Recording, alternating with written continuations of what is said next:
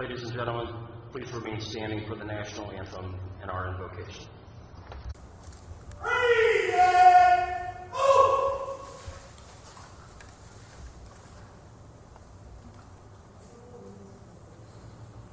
Can you see by the dawn's early light what so proudly we hailed at the twilight's last gleaming, whose broad stripes and bright stars through the perilous fight, nor the ramparts we watched were so gallantly streaming, and the rockets regular, the bombs bursting in air, gave proof through the night that our flag was still there.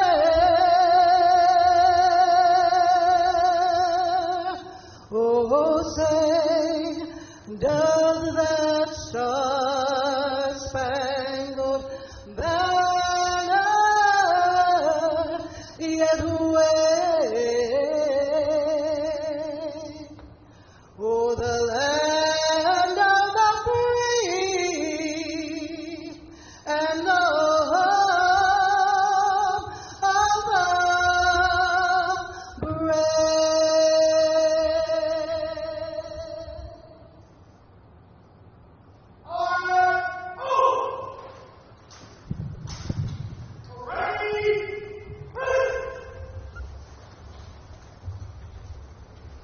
Let us pray together. Heavenly Father, you called.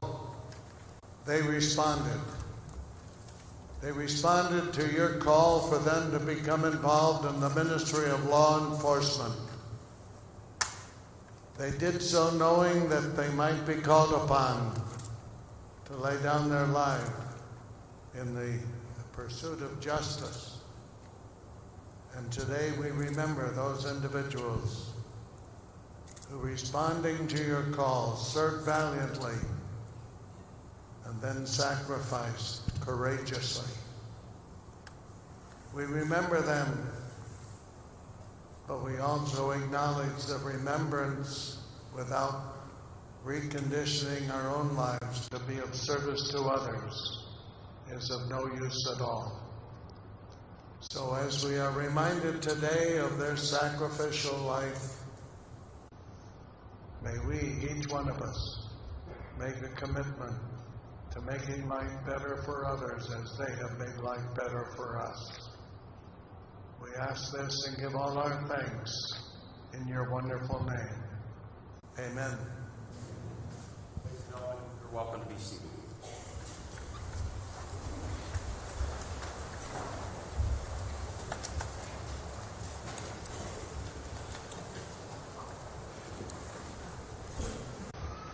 Good morning, everyone. My name is Jeffrey Scott. I have the privilege and honor to be the Executive Director of the Ohio Peace Officer Training Academy. And on behalf of our Attorney General, Dave Yost, and our Ohio Peace Officer Training Commission, as well as my wonderful Academy staff, we welcome you to this meaningful event to honor our fallen officers today. It's my honor to introduce to you Victim Specialist Director Statewide Advocacy, Cindy Coor. Cindy has worked in the criminal justice field for approximately 29 years in multiple roles, ranging from investigations to work as a victim specialist. She has developed a training program for those working in the criminal justice system regarding secondary trauma and is a co-founder of the Ohio Crisis Response Team. She has responded to communities in trauma, as well as the law enforcement and first responder community, and the 9/11 following the terrorist attacks. Please join with me in welcoming Cindy Coor.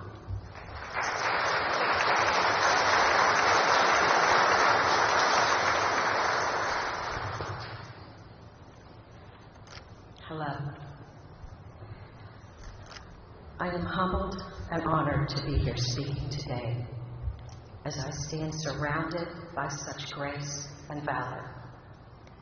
I pause respectfully in the presence of family members of the fallen officers. I am hopeful that today you take away how very much we respect your courageous loved ones, those fallen officers that have paid the ultimate price in their gallant efforts to protect our communities.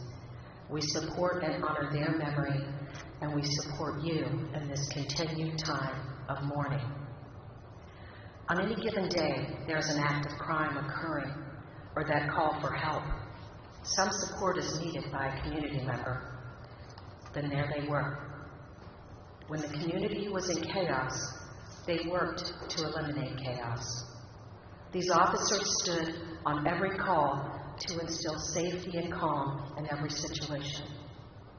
For today's events, we honor those who have walked with the steps of compassion and courage to work for resolution of those calls. Courage or valor is defined as mental or moral strength to venture, persevere, withstand danger, fear, or difficulty. This undeniably is what we honor today. There are many departments that return yearly to support their event in their own way. And I remind you, it is also courageous to grieve. As we remember today the lives lost in the line of duty, we must remember the many lives they touched, the lives they saved, the lives they changed, or the cases they solved, the way they lived their personal lives and how they gave meaning and inspiration to others. The wall here embraces 4 new names, soon to be read as fallen officers of 2018, that will forever be etched on this wall beside the others, reminding us of the sacrifice they made. They will be memorialized here at this police academy that houses cadets and seasoned officers that walk the halls just as they did. To the families of the fallen officers, again, we embrace you for all that you have given. And we promise you today that we will not forget their lives as officers, but also as husbands, wives, parents, grandchildren, siblings, friends, and colleagues. We have not forgotten that they were heroes in your personal lives as well. The impact of the fallen officer is widespread. It reaches the family intensely and the community at large, bringing grief and trauma to all who see this unfold. It reaches directly out to you in this crowd, the men and women who put yourselves out there daily, doing all that you can to insert some interruption to crime. The fallen officers' deaths are impacting to the fellow officers for more than one reason. The primary reason is the death of a brother or sister in this band of a uniformed family. And although you may have not grown up together, you are family. You speak the same language. You just get each other. So the death becomes more personal, even if you have never known or spoken to that officer in that department. You knew them. The impact is more intense also because of the brave work that you do. Sometimes seeing in one day what some people will never ever see in a lifetime. And the intensity of this work can expose you to many sides of the world. It is so important to know that the combination of these events may make us feel broken. Emotional trauma can make us feel broken. Trauma is so intense that it can feel like an injury to the body. Having worked in the field of criminal justice in multiple roles, I've been privileged to work side by side with several of you. I have also witnessed and experienced trauma that can sometimes be a partner to this field. So in the same tone, I seek to find lessons of hope in many ways. And I have found sometimes that those lessons for us reveal themselves in subdued ways that often are not even seemingly related. But we find that they really are. So one lesson appeared to me one day in a totally unrelated story. There was a local high school athlete that broke some very important bones. in his foot a few days before his first game of the year. His gift had been speed on the field. He was off the field that entire year due to the severity of that injury, and all who watched his return for his last year secretly and silently feared his speed could be challenged. But those broken bones came back and broke a school record that had been held 18 years, the longest kick return in school history. It was in this that I saw a lesson far more reaching than a football field. It was in this that I saw not just the player. It was just not the spirit, and it wasn't just about football. But it's about those broken bones telling us that feeling broken does not have to be forever. Feeling broken often means coming back stronger than ever before. With patience and allowing for healing, feeling broken can open the door to incredible resilience, teaching us that pain can result in new strength. It is with certainty that grief can dim the sun on a bright day, but your loved ones that have fallen, they would want you to see the sun. It is with certainty that grief can cause a pain with their absence, but they would wish that you would fill that absence with hope for the future. They would wish that their loved ones and friends in the criminal justice community would trust the healing and come back with powerful strength while honoring their memory. They would want you to continue to serve with valor and protect this community in which we reside, knowing that the incredible work that you do each and every day makes a difference to so many.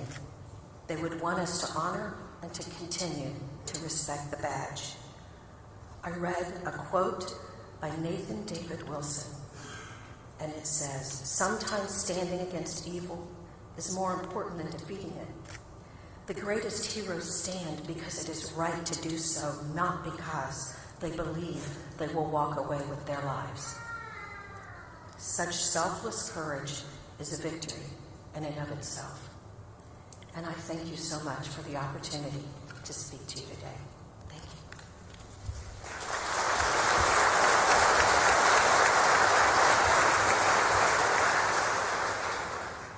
Thank you very much, Cindy, for those amazing words of hope spoken to all of us today.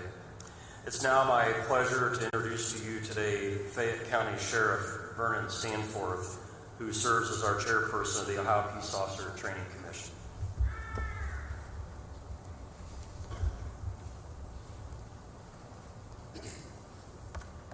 I don't know where Reverend Ellsworth is. There I see him. For those of you that have been attending the memorial service over the years, wasn't that a reassuring voice that we heard come over the system? Even though Reverend Ellsworth has not joined us on the platform as he's done in years past, he's still with us. And I am sure that if God was ever to personalize his voice, that's what it would sound like.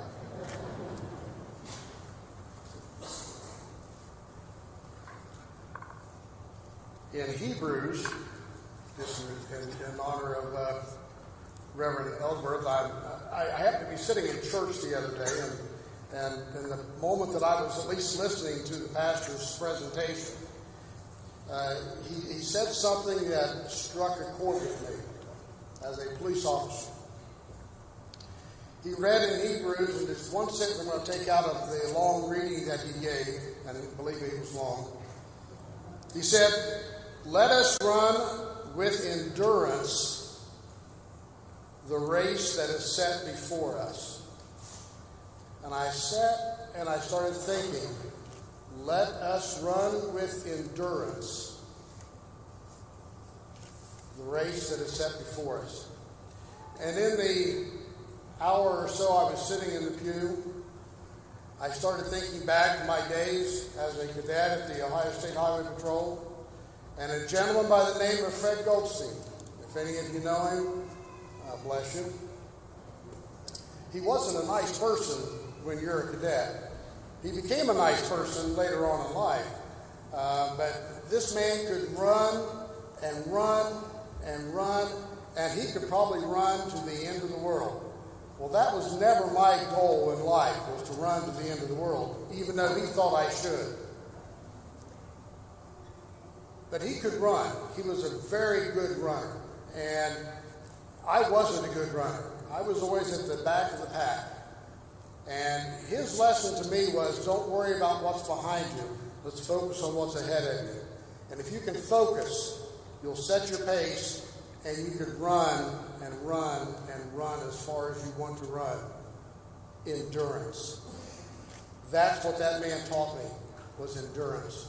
I was never a good runner, but I could always run the race that's put before me. We don't know what that endurance is going to be. We don't know what that race, we don't know what that test is going to be. And many of you today have been tested beyond belief. The loss of life, the loss of a loved one is a test that many of us never experience. But we are asked to run an endurance race when that knock on the door, or when we as survivors are part of a legacy that all of a sudden we didn't want to be part of. But as Fred told me, he said, fix your eyes on the back of the head of the man in front of you. And I don't know Fred from his face. I wouldn't recognize him because I only saw the back of his head. But just as we were told, all the family members, you were instructed, if you want to sit beside somebody, then you need to position yourself just right. Because if you didn't stay focused, if you didn't set your eyes on the person that you were wanting to sit beside of, you may be sitting beside a stranger or in another section of the road. Well, that's part of life, isn't it? We're given those instructions. Fixing our eyes. We need to be able to fix our eyes beyond the grief. We'll always have the grief, but we need to be able to look just beyond that. And what does that mean? As a family, that's where you rely on family. That's where you rely on your church, your clergy. As a police officer, those in uniform, we too grieve, and we need to learn how to look beyond that grief so it doesn't have that ugly end that we see so many times in law enforcement. You need to be able to reach out to those organizations that help you. This past year, my office has had 2 officer-involved shootings, very traumatic events. Both times of those shootings, an organization showed up on our doorstep uninvited, but they were so welcome. I looked around and there was the FOP representative. In the middle of the night, no one called him. He knew what had happened. He showed up. Our clergy showed up. Family showed up. Our support network showed up. And we were able to focus beyond the grief that we were experiencing. And we were able to look at those things that could bring us those resources to start our healing process. We need to focus and fix our eyes on our loved ones and learn not to shut them out in this critical time. We need you, and we know that you need us as well. You've lost a very important part of your life. But fixing your focus on those that can share with you and be willing to share with your spouse. Be willing to share with your coworkers. Those that have gone before in this journey. And then the third thing that I think we need to focus on and fix our eyes on are those that have sacrificed the ultimate sacrifice. They are truly our heroes. Everyone in uniform in this room today, you've taken on that cloak of sacrifice. You're willing to lay down your life for your community, for your fellow officers, and for your family. We've taken that on. Now, we think that cloak's going to give us that protection, but we're willing to make that sacrifice. But as our world around us sometimes collapses, we think it's collapsing, the world itself stands firm. It's not going to go anywhere. Our world around us, if we just learn to reach out, let that and open up our hearts and open up our minds and let the world be a part of our grief and share that. We can carry that burden is not just on our shoulders, but on a world of those like us that are willing to share that burden.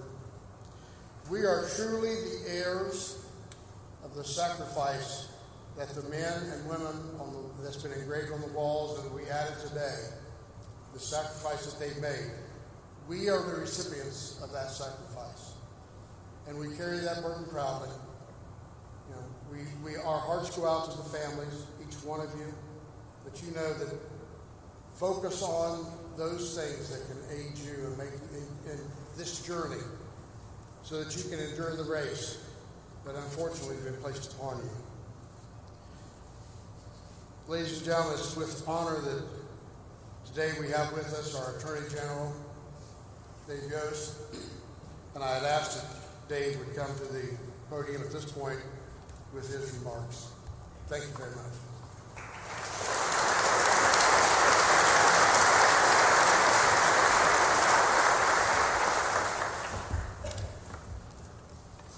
Well, I think we need to start calling Sheriff Stanforth Pastor. I haven't seen that side of you before, Vern.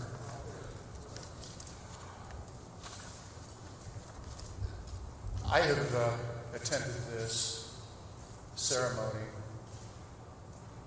in the past, and I find myself moved this morning in unexpected ways. I'll do my poor best to fulfill the role of the Attorney General today. Public safety, ladies and gentlemen, is the reason that we have government in the first place. Public safety is the first and most important task of government. A community can have magnificent public buildings and parks, wide boulevards, and effective schools, but if people are hunkered down in their homes, afraid to venture outside to use them, they mean nothing. All the good things that make a society healthy and prosperous rest on the foundation of public service and public safety. Public safety, justice, doesn't happen by accident. It's not a thing that you can order a case of off of Amazon. It depends on the vigilance and actions and courage of real people who often wear a badge. The folks who run government often complain about the cost of public safety, the cost of justice, and I suppose not without reason. You see, justice is not free. The United States has about 18,000 law enforcement agencies, with about 750,000 sworn officers and 325,000 support staff. Call it a little over 1 million people. One estimate that I've seen puts the price tag at about $100 billion a year. That's what it costs to ensure that every day we can go to and from our jobs, our churches, our kids' sporting events, to the grocery store, to go on vacation, and to do so with some sense of security and safety. That's what it costs to ensure that our homes and other property are protected from thieves and invaders, to ensure that we don't live in fear in our homes or when we venture outside of them. But I would submit to you this morning that that is the smallest portion of the cost of justice. There's a better way to think about that cost, I believe. Someone once said that a critic is someone who knows the price of everything and the value of nothing. There is another number, not measuring dollars, that more truly captures the cost of our security and our safety. For our state, that number is 799. It's the number of Ohio law enforcement officers who have died in the line of duty over the last 196 years. The true cost of enforcement of the law is not in numbers, personnel, the squad cars, or annual budgets. The true cost is in the lives expended in that cause.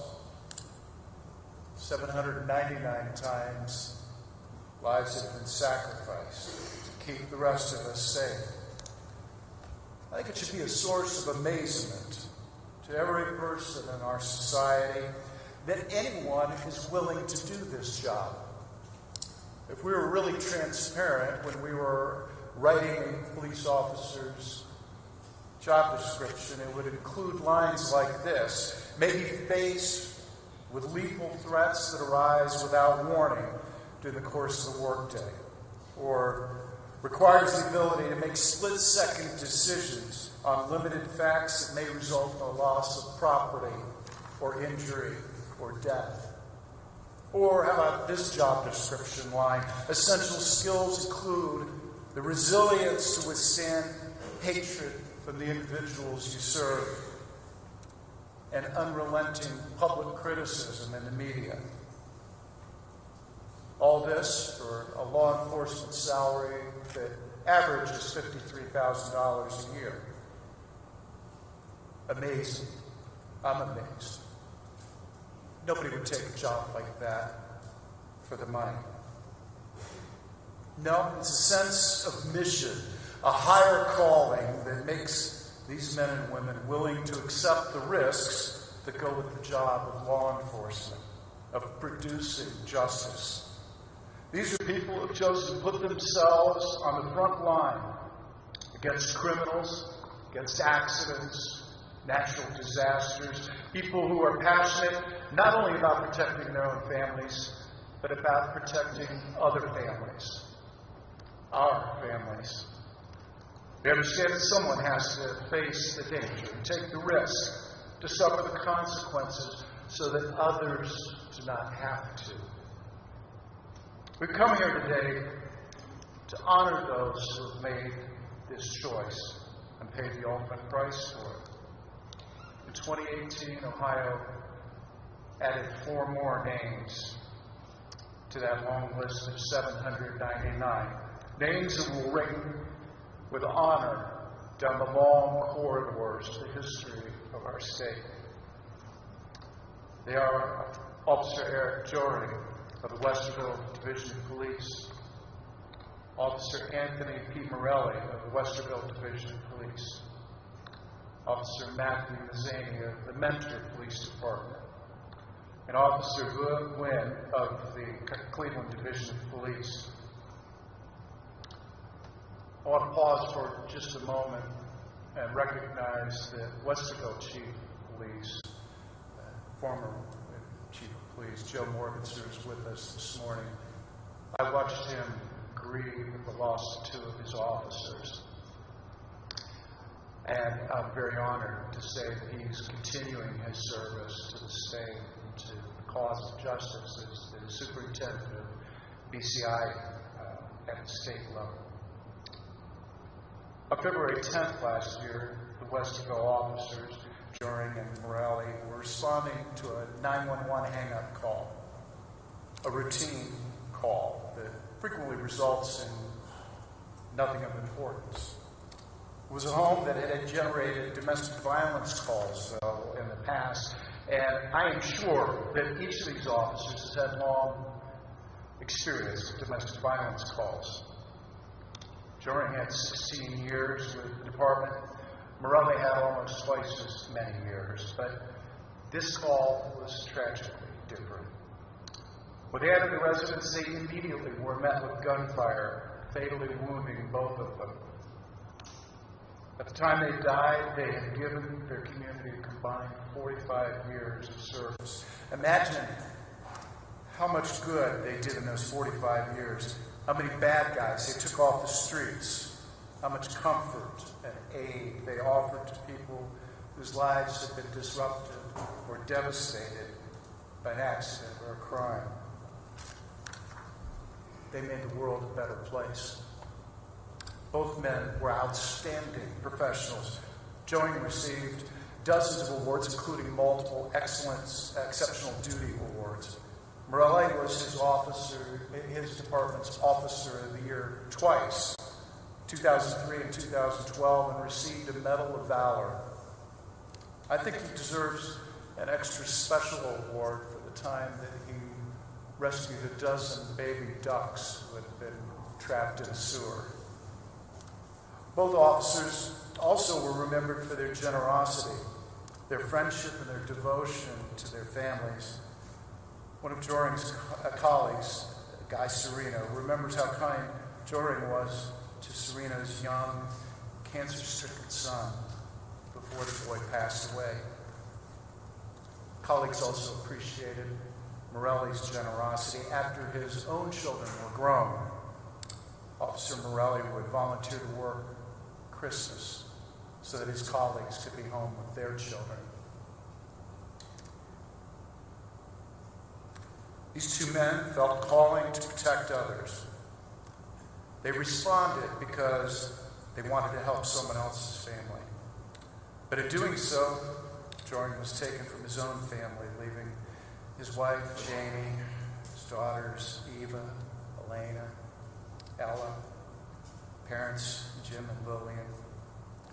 Morelli left behind his wife, Linda, his wife of almost 29 years, his daughter, Elizabeth, son, Christopher, his parents, Anthony and Carolyn Morelli. Tragic toll of 2018 did not end there. A few months later, on June 24th, Officer Matthew Mazzani, a 14-year veteran of the Mentor Police Department, was assisting another officer with a traffic stop when he was struck by a hit-and-run driver. He'd always wanted to be a cop, just like his dad. And he did that work. On 12-hour midnight shifts, he was honored with his department's Exceptional Service Award. And Mentor residents wrote his superiors to praise his professionalism and his compassion. He was also devoted to his son, with whom he shared a passion for Star Wars and Marvel Comics. In an interview after her husband's death, Lisa Mazzani recalled that she once asked him why he kept an image of Satan in his locker. And I quote her on this story. He said, "It reminds him of who he fights against every day when he goes to work." And that was the mindset in the heart of this beautiful, fearless man when he laced up his boots, put his gun on his hip, and walked out the door and into the world. In addition to his wife, Zany leaves behind his son, Matt, and his father, Michael. But while the shock of Mazzani's passing was still being absorbed, our state was hit by another tragedy. On July 2nd, Cleveland police officer Wynn collapsed while participating in a 1.5-mile run as part of qualification to become a canine handler. Heat stress from 90-degree temperatures resulted in organ failures that took his life 4 days later. He has a unique biography. He was born in Vietnam and came to the United States as a 5-year-old boy with the rest of his large family. His father had been a police official in Vietnam, and he didn't want any of his kids becoming a cop. But Wynn did anyway. In his 20 years with the department, he won many commendations, including a Medal of Heroism. Aside from his outstanding police work, he is remembered for his generosity and desire to help people. A police colleague later said that if Wynn encountered somebody who was hungry, buy him groceries. One of his nephews said of him, he just instilled a sense of guardianship over people. He was a natural guardian, a protector of people. Wynn is a great American story. A man who devoted his life to protecting his adopted country and who gave his life in that service. He is survived by his wife Holly and daughters Kayla and Maya. As we mourn these 4 officers, we should not forget our more recent losses. In January, Officer Dale Woods, Coleraine Township Police Department, was directing traffic at a crash scene and was struck by a pickup truck. Died of his injuries 3 days later, on January 7th, after 15 years in his department. He left behind 3 children, and less than a month later, and only a few miles away, we lost Detective William Lee Brewer Jr., a 20-year veteran of the Claremont County Sheriff's Office. He was fatally shot by a man who had summoned police to his apartment with the threat that he was going to commit suicide. Detective Brewer left behind his wife and young son. Both of these brave officers will be enrolled in places of honor at this memorial next year. As is our custom at these events, I'd like to take a moment to remember a few of the officers who paid the ultimate price long before this memorial was established. They too deserve reverent memory because they are part of the long line of defenders who preserved and passed along the Ohio we enjoy today. Deputy George Rockwell of Logan County Sheriff's Department died in the line of duty May 1st, 1878. Deputy Rockwell was assisting the Logan County Sheriff in the lawful seizure of several horses when the owner of the animals shot him in the back. He left behind his wife and 3 children. Officer Clark Teeple of the Napoleon Police Department died in line of duty March 19, 1931. Officer Teeple had pulled over a motorist with a missing headlight. While walking around the vehicle, he was struck by a passing motorist. He was survived by his wife. Chief Deputy Martin Myers of the Tuscarawas County Sheriff's Office ended his watch May 23, 1940. Deputy Myers was shot and killed as he and several other officers attempted to apprehend a disturbed man who had been threatening his neighbors.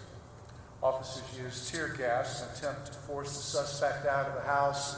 When the suspect had moved, he came out with guns blazing and shot Deputy Myers several times before committing suicide.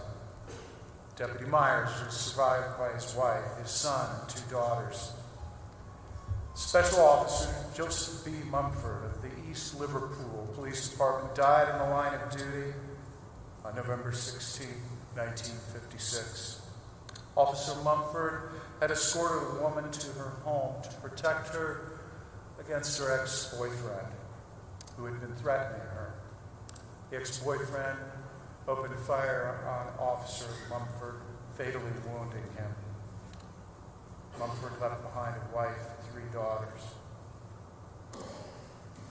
Mentors Officer Mazzani had the right idea, keeping a picture of Satan in his locker.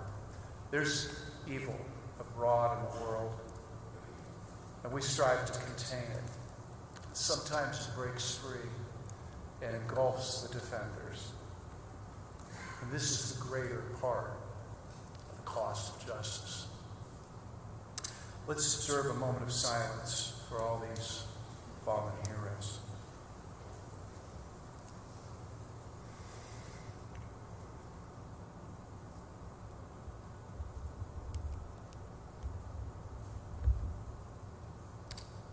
Thank you. In closing, I'd like to note that there's still one more terrible calculation in tabulating the cost of justice. The cost exacted from the families of fallen officers. Fathers that lose children, families that lose husbands and wives, brothers, sisters, sons, daughters in the line of duty pay a price that never ends.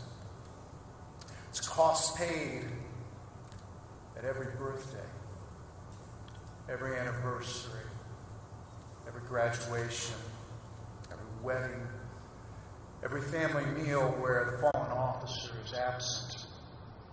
That is the cost that accrues to our debt as a society, a debt that grows every day and every year, a debt that will never be fully repaid.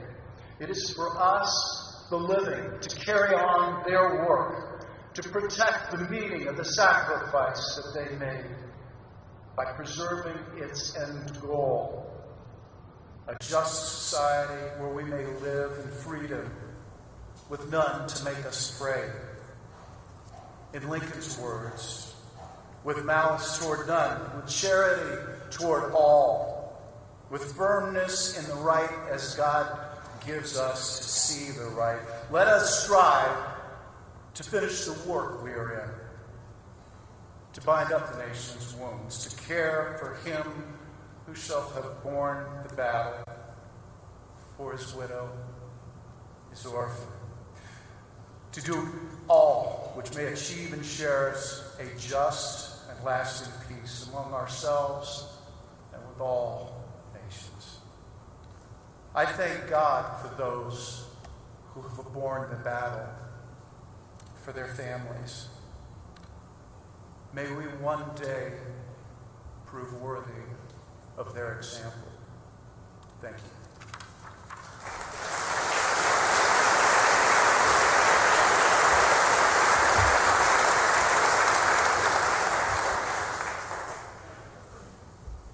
We will now memorialize our fallen officers from 2018. If you direct your attention to the draped flags on my left and right.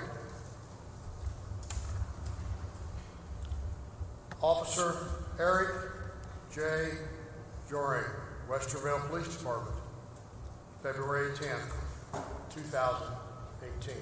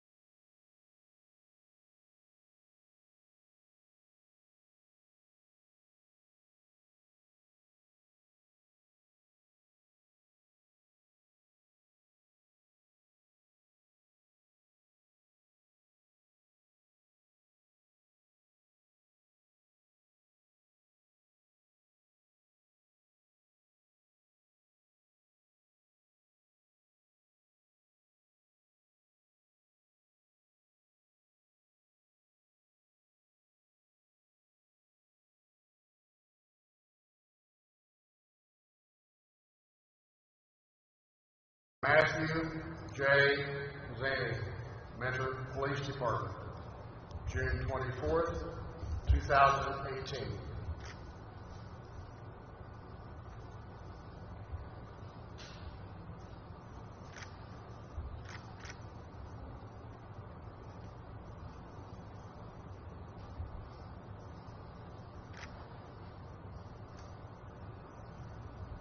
Officer Boo Newman, Cleveland Division of Police, July 6th, 2018.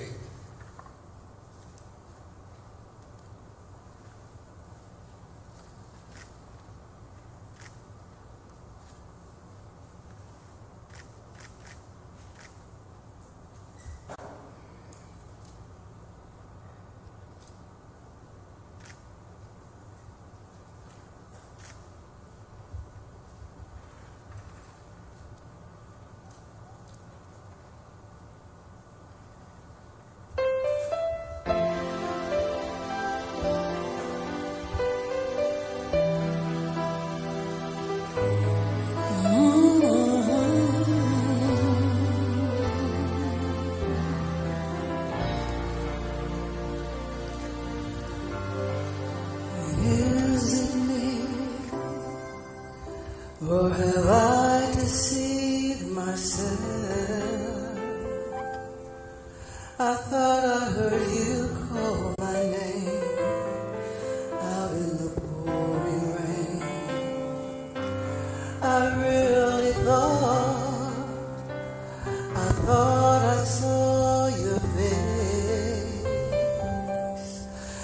But after a second look, I saw I made a clear mistake. I miss you. I wish that you were here with me, so we could laugh and talk again. I miss you, and I would do no use. I plan to see you again.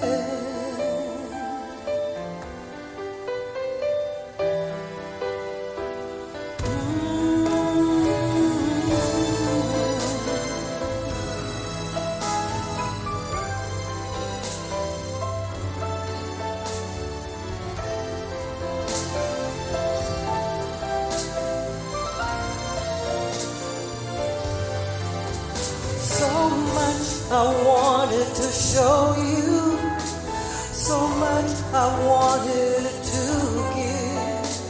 I thought we'd have much longer, but now I'm missing my best friend. Oh, how I miss you. I wish that you were here with me, so we could laugh and talk again. I miss you. I wish that you were here with me, but I plan to see you again.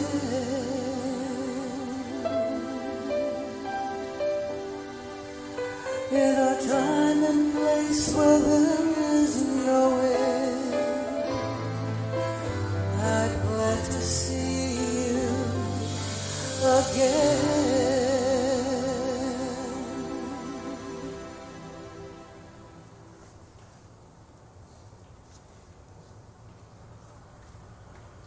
Now, we will begin the honor roll call for fallen officers in Ohio from 1976 through 2017.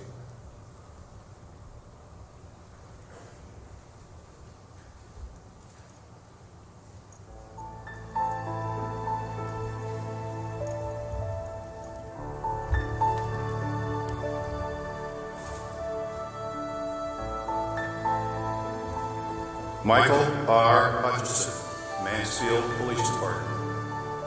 Kip Bolus, Harrisburg Police Department. Robert G. Woods, Germantown Police Department. Sanford Stanley, Coshocton County Sheriff's Office. Edward G. Moore, Ohio State Highway Patrol. Michael J. Smith, Columbus Division of Police. Roger L. Brown, Columbus Division of Police. Joseph Baca, Medina County Sheriff's Office. John S. Reese, Cleveland Police Department. Joseph LeBlanc, Portage County Sheriff's Office. Hubert Smakowski, Garfield Heights Police Department. John E. Schmidt, Butler Township Police Department. Teddy R. Holcomb, Trimble Police Department. George Maxson, Willowick Police Department. Timothy A. Budd, New London Police Department. William A. Aldridge, Jefferson Township Police Department. Carl Summers, Lodi Police Department. Ralph Miller, Toronto Police Department. Gregory Raynor, Clark County Sheriff's Office. Charles Birdsall, Cincinnati Police Department. John W. Bechtel, Delhi Township Police Department. Francis Smolka, Vermilion Police Department. Robert Schiffman, Harrisburg Police Department. Dennis Bennington, Cincinnati Police Department. Robert Seifert, Cincinnati Police Department. Melvin Penzie, Cincinnati Police Department. John L. Hubble, Cleveland Police Department. Kenneth Tomaszewski, Lorain County Sheriff's Office. Philip A. Steinbrook, Chillicothe Police Department.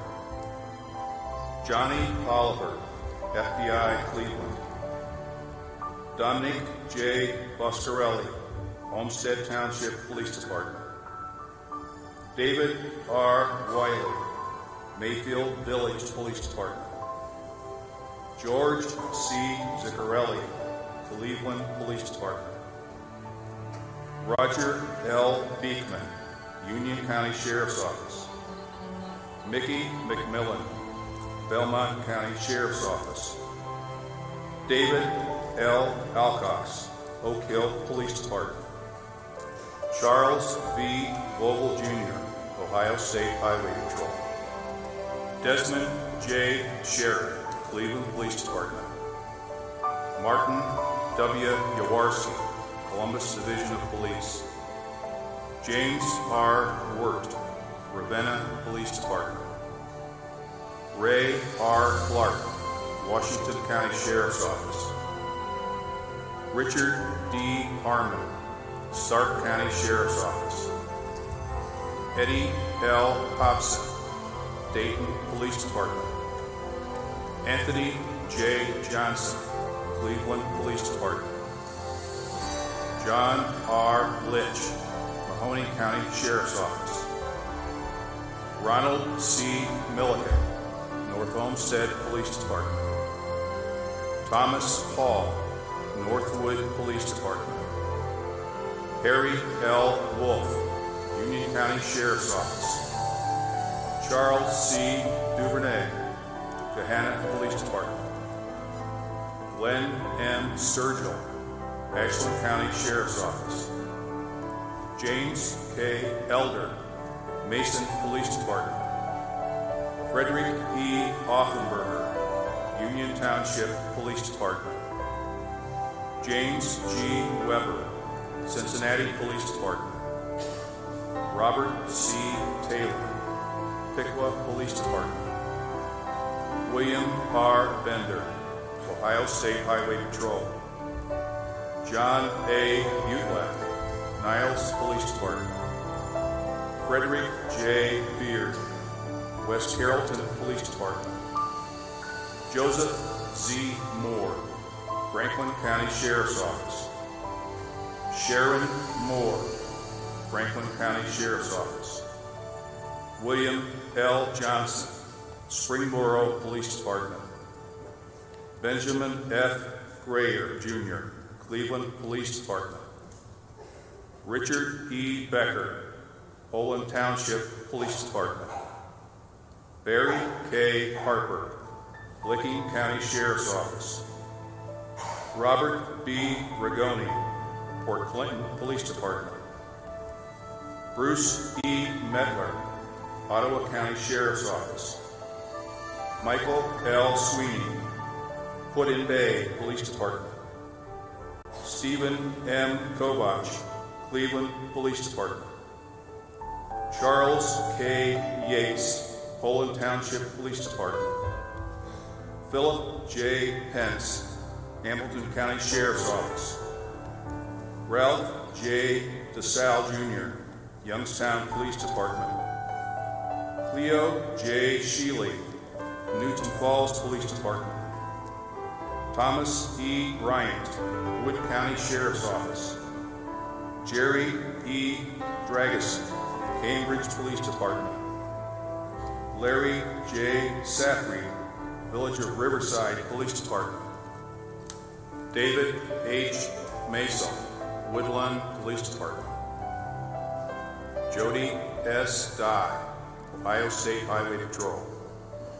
Mark S. Decker, Rexville VA Hospital Police Department. Leonard B. Wilcox, Rexville VA Hospital Police Department. Gordon J. Rich, Columbus Division of Police. Gary A. Pastor, Macedonia Police Department. Murray W. Griffin, Village of Bell Center Police Department. Michael Capizzi, Erie County Sheriff's Office. Jeffrey M. Bagley, Morrow Police Department. Robert L. Elliott, Miami County Sheriff's Office. Clifford W. George, Cincinnati Police Department. Richard Pickeisen, Columbus Division of Police. Paul J. Durkin, Youngstown Police Department. Ernest C. Holbert, Cleveland Police Department. Wendy G. Everett, Ohio State Highway Patrol. Robert L. Brown, Cuyahoga Community College Police Department. Dane L. Rowe, Madison Township Police Department. Jane T. Bowman, Columbus Division of Police. Jeffrey B. Olson, Solon Police Department. Robert L. Mondare, Hamilton County Sheriff's Office. Aubrey R. Williams, North Homestead Police Department. Rodney K. Kinsey, Washington County Sheriff's Office. Kenneth A. Maloney, Ohio State Highway Patrol. Robin H. Nye, Columbus Division of Police. William S. Whalen, Dayton Police Department. Raymond E. Radel Jr., Columbus Division of Police. Larry A. Hart, Division of Wildlife. Ben J. Franklin, Akron Police Department. Millard Williams, Youngstown Police Department. Brett D. Markwood, Lancaster Police Department. Thomas J. Smith, Cleveland Police Department. Harold L. Winthrop, Akron Police Department. Chris E. Kleitz, Columbus Division of Police. Ronald L. Cohen, Franklin County Sheriff's Office. Michael J. Lutz, Muskingum County Sheriff's Office. Dennis N. Lieber, Garfield Heights Police Department. George R. Knapp, Akron Police Department. Michael W. Brown, Garfield Heights Police Department. Robert A. Stefanoff, Garfield Heights Police Department. John P. Gislon, Ashland County Sheriff's Office. Mark Muncie, Columbus Division of Police. Chad S. Edwards, Fairfield County Sheriff's Office. Keith L. Evans, Columbus Division of Police. John P. Myers, Ohio State Highway Patrol. James R. Gross, Ohio State Highway Patrol. Carmen J. Renda Jr., Youngstown Police Department. Jason K. Grossnickel, Dayton Police Department. Ryan C. Rochon, Canton Police Department. Douglas D. Springer, Coldwater Police Department. Wayne M. Gould, Fulton County Sheriff's Office. Edward Claybrooks, Cleveland Police Department. Hillary S. Kudnick Sr., Cleveland Police Department. Michael Blankenship, the Ohio State University Police Department. William R. Ricketts Sr., New Middletown Police Department. William D. Glover Jr., Ashtabula Police Department. Michael W. Muzichenko, Lyndhurst Police Department. Daniel J. Hope, Cincinnati Police Department. Ronald D. Jeter, Cincinnati Police Department. John P. Calamat, Centerville Police Department. Charles D. Conley, Scioto County Sheriff's Office. Robert J. Clark, Cleveland Police Department. Robert Perez Jr., Ohio State Highway Patrol. Wayne A. Leon, Cleveland Police Department. William J. Petrick, Clay Township Police Department. Kevin C. Crayon, Cincinnati Police Department. James Salvino Jr., Cuyahoga County Sheriff's Office. Christopher N. Claypool, Columbus Division of Police. Charles L. McDonald, Forest Park Police Department. Terry L. McDowell, Whitehall Division of Police. Frank G. Vasquez, Ohio State Highway Patrol. Robert M. Tanner Jr., Muskingum County Sheriff's Office. Eric B. Taylor, Massillon Police Department. Mary L. Bell, Dayton Police Department. Richard W. Martin, Howland Township Police Department. James R. Pitney, Muskingum Watershed Conservancy District. Michael T. Hartzell, Youngstown Police Department. Kelly L. Lambert, Wellston Police Department. Bradley T. Scott, Elyria Police Department. Brandy L. Winfield, Marion County Sheriff's Office. Melissa M. Foster, Columbus Division of Police. Brian S. Hurst, Columbus Division of Police. Larry R. Cox, Chillicothe Police Department. William T. Burkett, Plymouth Police Department. Ethan G. Collins, Fairfield County Sheriff's Office. Jonathan A.J. Schroeder, Cleveland Police Department. Dale R. Holcomb, Ohio State Highway Patrol. Joshua P. Reisner, Ohio State Highway Patrol. Lawrence M. Barnes Sr., Ross County Sheriff's Office. Keith T. Dressel, Toledo Police Department. David A. Poley, Gallia County Sheriff's Office. Jason D. West, Cleveland Heights Police Department. Stephen L. Bollinger, Franklin County Sheriff's Office. Jack P. Holliday, Ohio State Highway Patrol. George M. Brentar, Euclid Police Department. Brian D. Evans, Mansfield Police Department. Derek W. Owens, Cleveland Police Department. Joshua T. McTarian, Twinsburg Police Department. Timothy A. Haley, Columbus Division of Police. Marty M. Martin, Franklin County Sheriff's Office. William K. Chadwell, Pickaway County Sheriff's Office. Jared M. Dean, Boston Heights Police Department.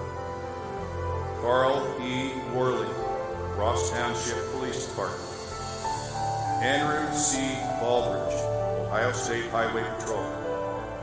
Thomas F. Patton II, Cleveland Heights Police Department. James A. Kerstetter, Elyria Police Department.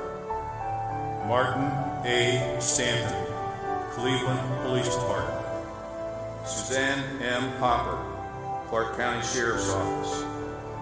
Thomas R. Hayes, Columbus Division of Police. Jonathan V. Bassock, Stowe Police Department. Daniel P. Stiles, Uniontown Police Department. Andrew S. Dunn, Sandusky Police Department. Brian S. Dooley, Warren County Sheriff's Office. Frank D. Mancini, Akron Police Department. Michael A. Harris Sr., Ohio State Highway Patrol. Jason Gresto, Willoughby Police Department. Marcia Figueroa, Cleveland Police Department. Jonathan R. Long, Akron Police Department.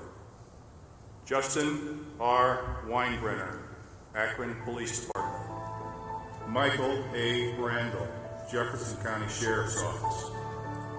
Sonny L. Kim, Cincinnati Police Department. Nathan J. Van Ort, Sr., Ohio University Police Department. Thomas W. Cottrell, Jr., Danville Police Department. Stephen M. Smith, Columbus Division of Police. Sean R. Johnson, Hilliard Division of Police. Kenneth Velez, Ohio State Highway Patrol. Aaron J. Christian, Chesapeake Police Department. David J. Fahey, Jr., Cleveland Police Department. Stephen Eric DeSario, Kirkersville Police Department. Marvin Scott Moyer, Lancaster Police Department. Justin A. Leo, Girard Police Department.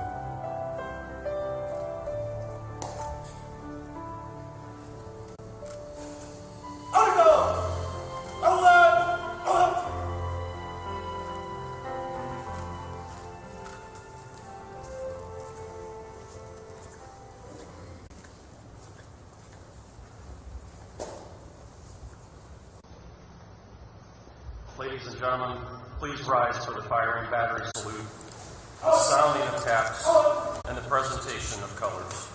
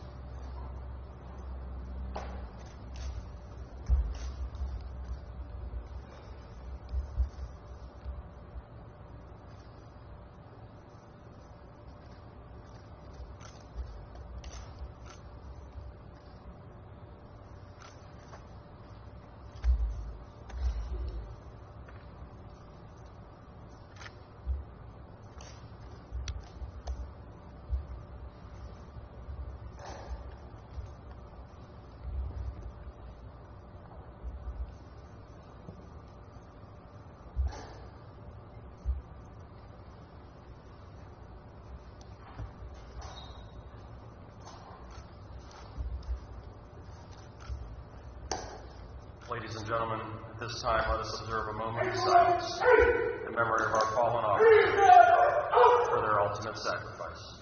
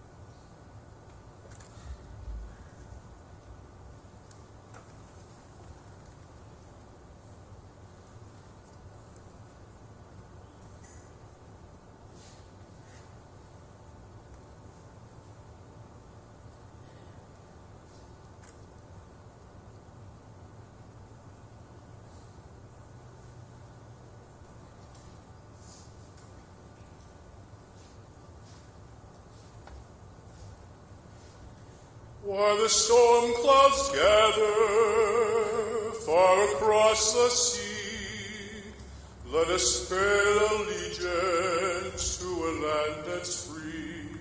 Let us all be grateful for a land so fair, as we raise our voices in a solemn prayer. God bless America, land that I love. Stand beside her and guide her through the night with a light from above. From the mountains to the prairies, to the oceans white with foam. God bless America, my home, sweet home. God bless America, my home, sweet home.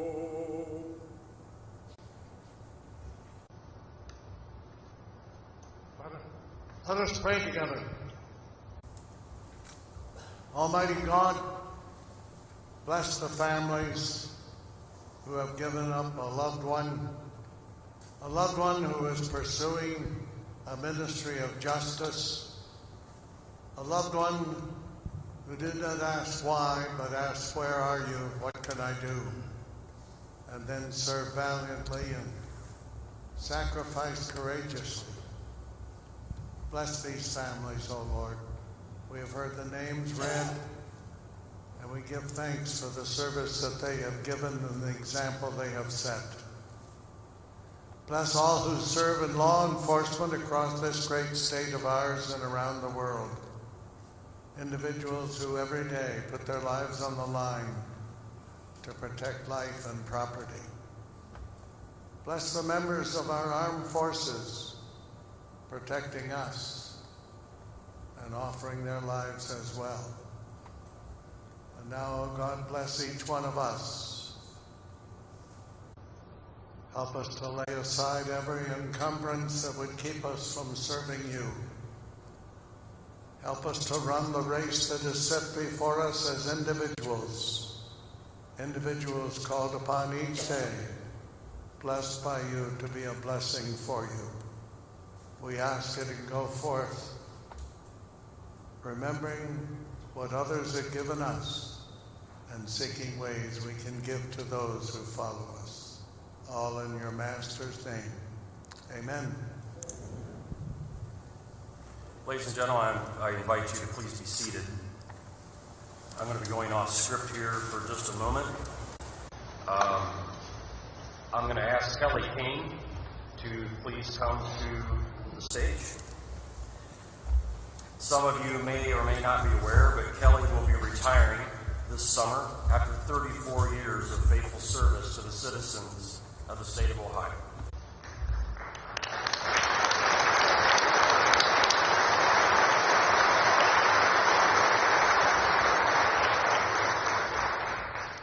Kelly, on behalf of the entire Attorney General Dave Yost, the OPATA commissioners, all the staff of OPATA, the officers of this great state, most notably your servant leadership and dedication to these families and us survivors.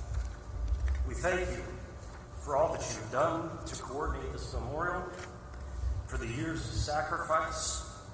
We show and want to show our genuine appreciation for all that you've done for us and remembering our loved ones. Ladies and gentlemen, can we please show Kelly our thanks?